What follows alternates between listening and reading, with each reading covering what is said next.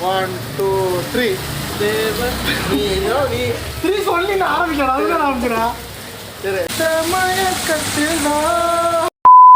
ஏடா சொல்ற மாதிரி ரெடி 1 2 3 தேவதை கதை கேட்ட போதெல்லாம் நிஜம் என்று நினைக்கவில்லை நேரில் உன்னையே பார்த்த பின்பு நான் நம்பிவிட்டேன் மறுக்கவில்லை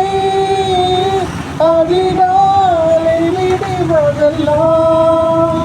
உன்னை பார்த்த மயக்கத்தில் தான் அந்திவாலை மறைவதெல்லாம்